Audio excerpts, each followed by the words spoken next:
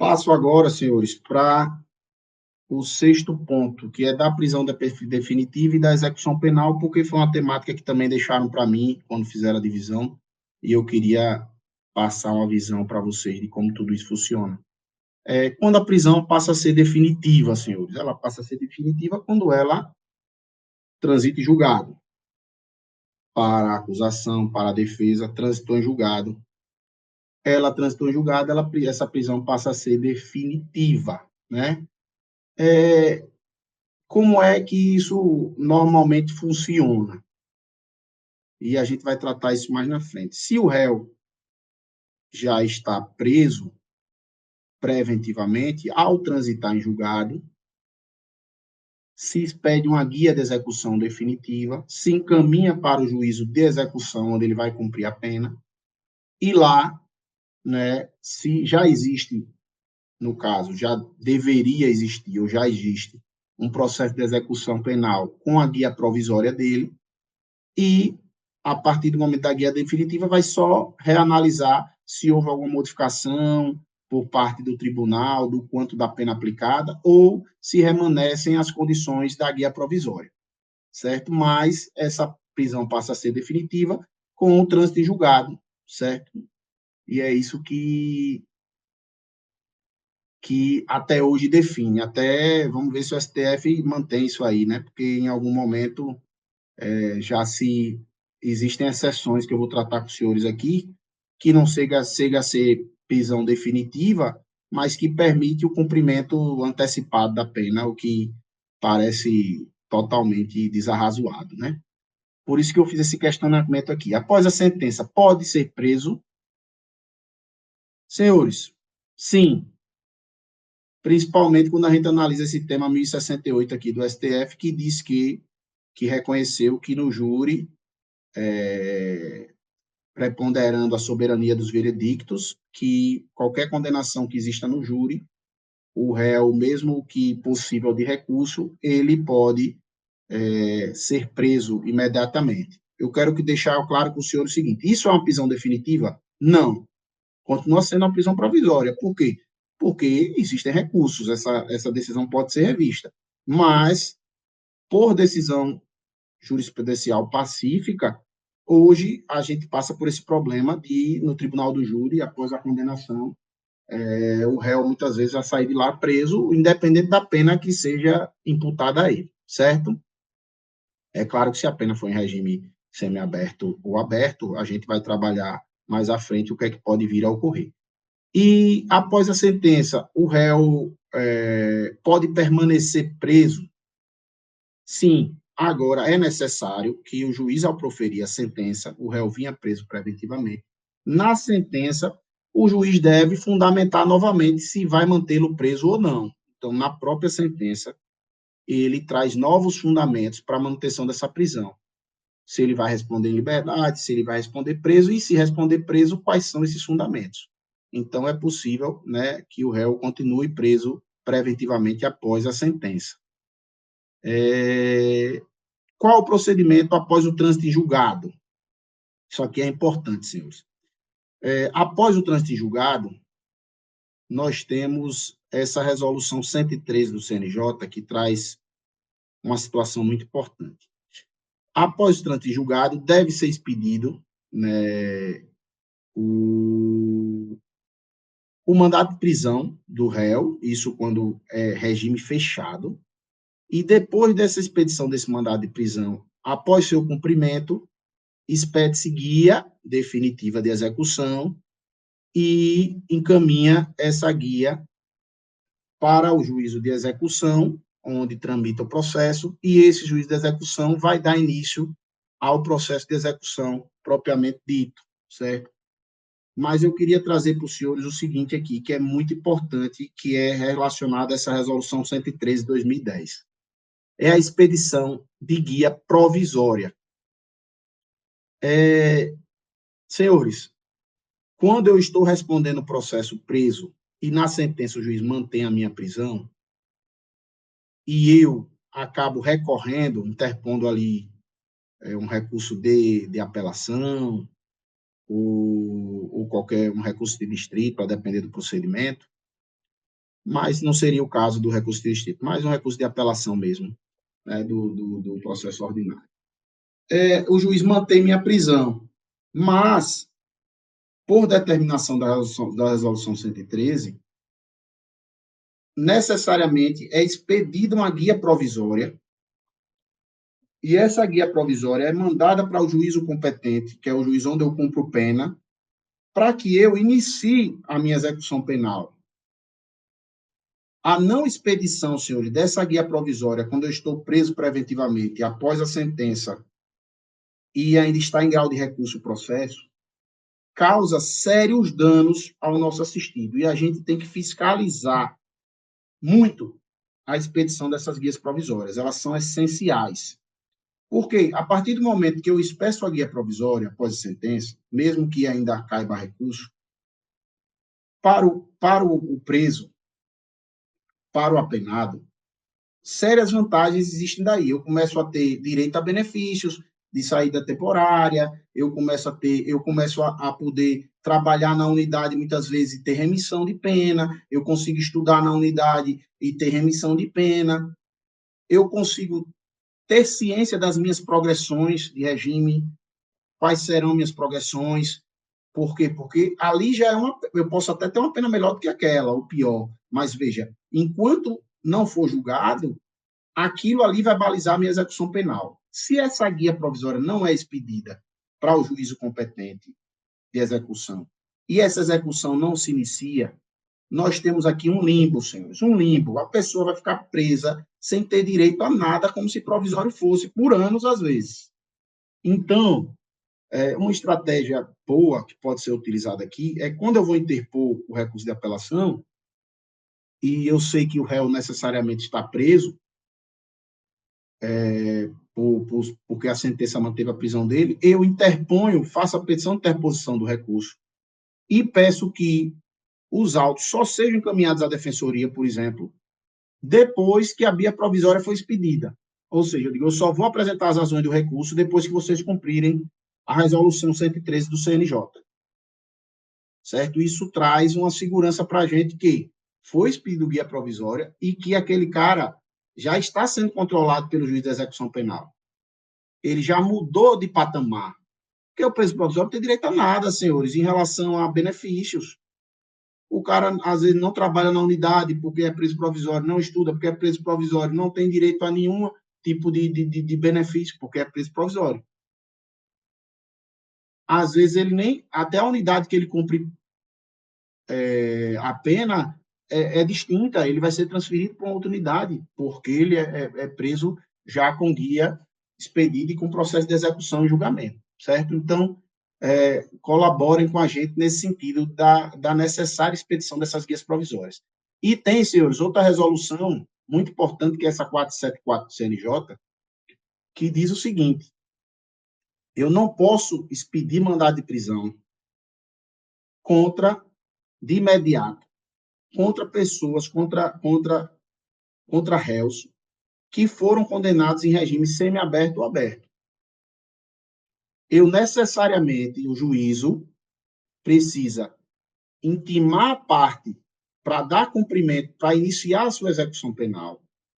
Primeiro, eu intimo a parte para dar início a essa execução penal.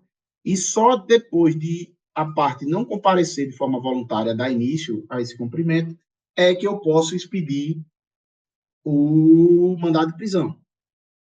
Por quê, senhores? Porque existe o absurdo de uma pessoa em regime semiaberto ou aberto. Vejam que na Bahia o regime semiaberto é praticamente igual ao aberto, porque como não existe, na maioria das vezes, unidade própria para o regime semiaberto, então o juiz transforma isso em uma prisão domiciliar, né, com restrição de saída nos horários noturnos e etc, etc. O regime semiaberto também permite o trabalho externo, mesmo que existisse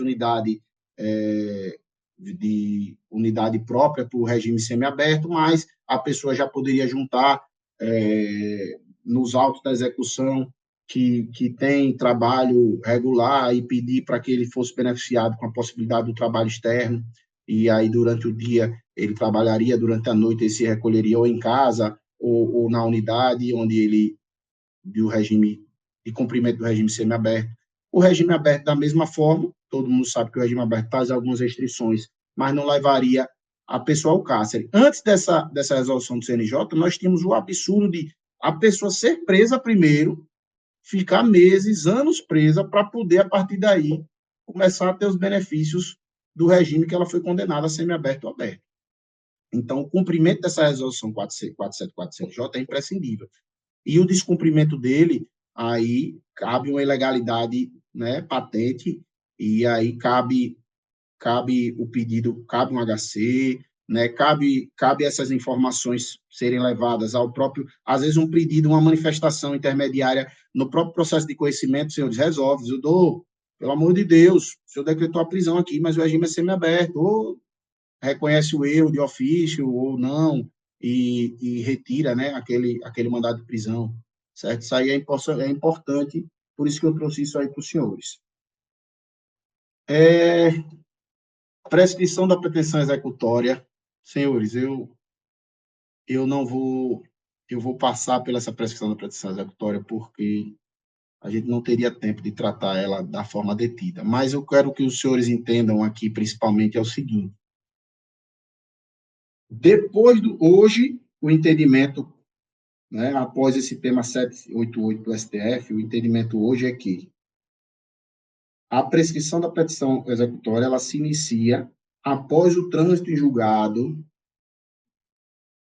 para acusação e para defesa, ou seja, o trânsito julgado completo, certo? Porque antes a lei trazia a possibilidade de que o início da prescrição da pretensão executória ela se dava com o trânsito julgado só para a acusação. Então, existia uma situação de que a defesa recorria, o processo ainda estava em trâmite, mas a execução, mas a prescrição da pretensão executória ainda estava correndo, mesmo com o processo ainda nem tendo sido encerrado. Então, o STF entendeu por uma interpretação conforme e retirou essa parte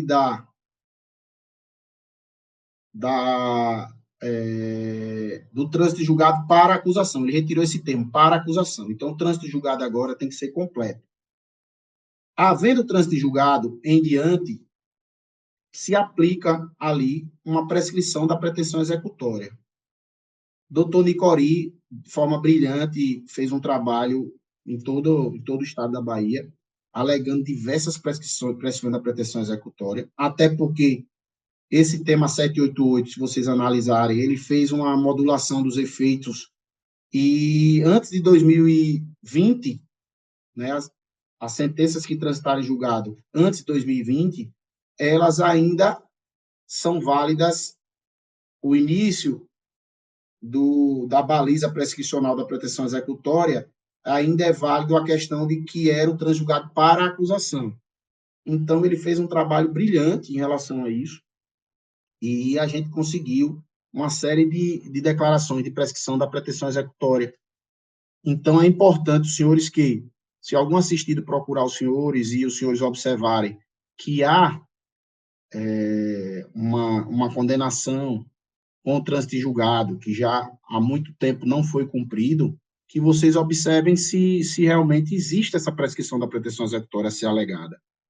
E ainda a aplicação, porque, veja, ainda há a aplicação do 115, que é redução pela metade, se for menor idade, a prescrição se reduz pela metade. Então, quer dizer, muitas hipóteses, a gente, às vezes, atende o assistido antes do início da execução, porque ele foi condenado, mas não foi cientificado, mas houve o trânsito julgado, porque houve a citação editalícia dele, as partes tomaram ciência, e aí, quando a gente vê, olha, está prescrito.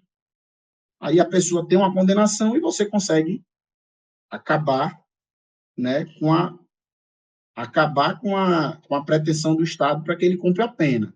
Diferente da prescrição da pretensão punitiva, os efeitos secundários da pena aqui permanecem, a reincidência e outros. Mas a pessoa não vai cumprir mais a pena porque o Estado perdeu, né, o poder de fazer com que aquela pessoa cumprisse aquela pena, certo? Onde tramitará o processo de execução? Competência local em que o réu está preso, né? ou, se ele estiver respondendo o processo em regime aberto ou livramento condicional, local onde ele reside. Em suma, local onde ele cumpre a pena. Então, exemplo, meus, meus presos de esplanada, onde eles são condenados, em regra, eles vão cumprir pena no presídio de Feira de Santana. É lá que existe o processo de execução deles, certo? Em regra, é isso. Existe um sistema, CEU, que os processos de execução na Bahia hoje tramitam pelo CEU. Então, quando eu vou falar de processo de execução, eu esqueço PJE, eu posso até ir no PJE muitas vezes, pegar algumas informações do processo de conhecimento, tal, etc. Mas o processo tramita pelo CEU, Sistema Eletrônico de Execução Unificado, uma coisa nesse sentido aí, certo? Que foi normatizado e foi padronizado pelo CNJ e todo o Brasil, em regra, está usando esse mesmo sistema de execução penal. O rito da nossa execução penal, depois da prisão, expede-se guia, forma o processo de execução penal, se realiza um cálculo de pena, né? E nesse cálculo de pena já vem todos os benefícios que a parte e que nosso apenado teria direito. É importante, certo? Principalmente para quem foi analisar processo de execução penal, eu não vou ter como seria outras aulas para falar de execução penal, mas é importante que nesse cálculo de pena, quem for analisar esse cálculo de pena, veja principalmente questão de database, veja se o crime e as porcentagens do artigo 112, que trazem as progressões, se os crimes foram enquadrados de forma correta, se realmente se foi botado a porcentagem como ele era reincidente, ou seja, analisar database, ou seja, de quando começam os benefícios a serem contados, e analisar se o cálculo de pena traz realmente o correto enquadramento da pena do assistido, né? Até porque a gente sabe que, se for reincidente, a porcentagem modifica. O 112 traz todas essas nuances, o 112 da Lei 7.210 de 84, senhores, que é a lei da execução penal, viu? Uma situação que chega sempre para a gente aqui, por isso eu coloquei aqui. Possível extinguir a execução penal sem pagamento de multa? Sem pagamento de multa? Sim, é possível extinguir a execução penal sem pagamento. Inclusive, corriqueiramente, chegam assistidos na Defensoria Pública. Doutor, fui condenado aqui, me intimaram para pagar essa multa. O que é que eu faço?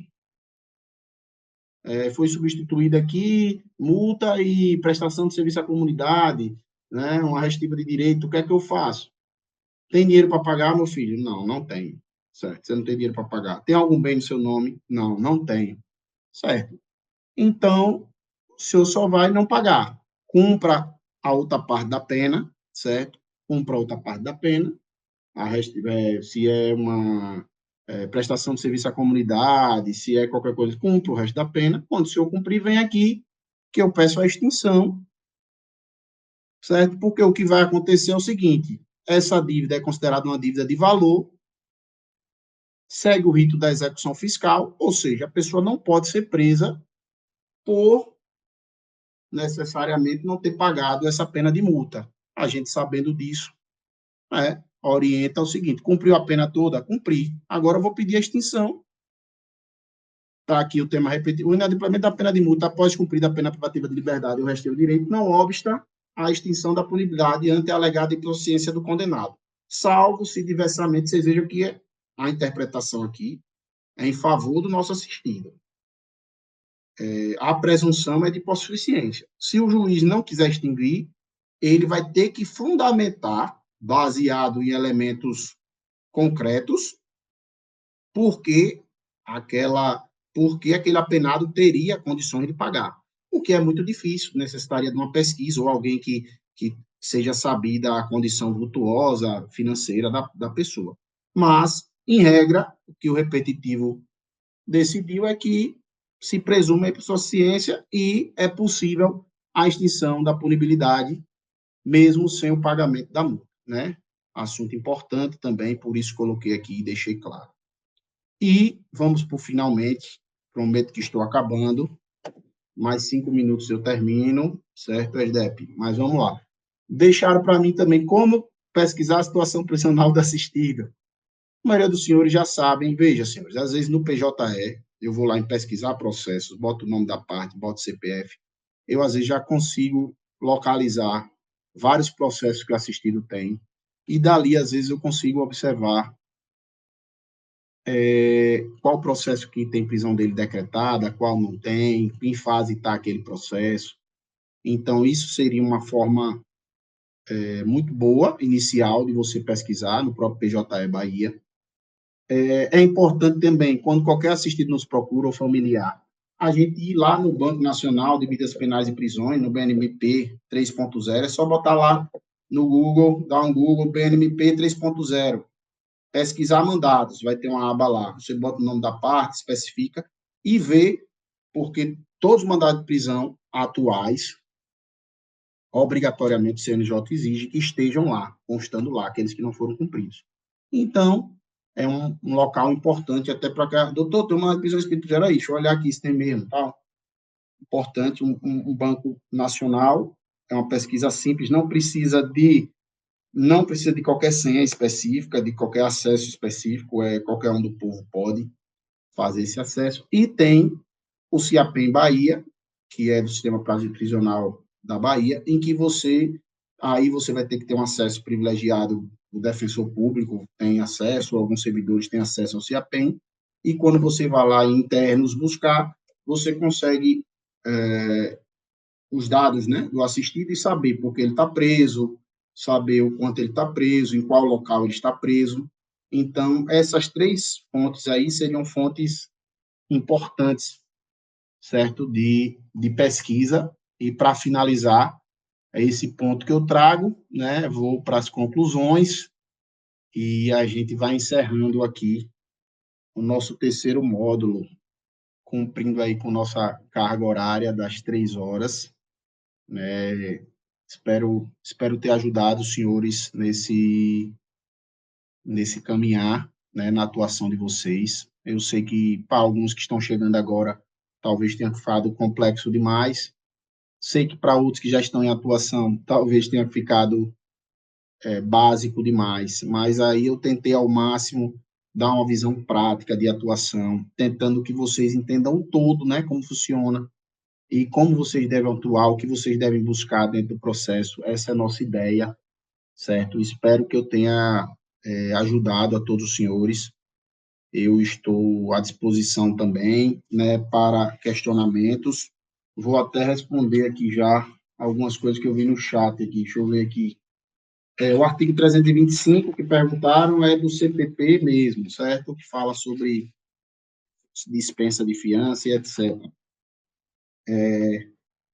A prisão preventiva, realmente só você tem que o juiz necessariamente tem que justificar porque não são suficientes as cautelares para que ele imponha a prisão preventiva. Então, ele tem que fazer várias construções, né? A primeira construção de achar os fundamentos do 313 e 312 do CPP, depois ele tem que dizer, olha, e não é cabível cautelar diversa, por isso, por isso, por isso, por isso. Então, ele tem necessariamente que fundamentar, certo? Pronto, senhores. Então, dou por encerrado, agradecer aí às DEP, né, pela disponibilidade, pela vontade de fazer diferente. Um grande abraço para os senhores, tudo de bom e uma grande atuação defensorial para todos. Até mais.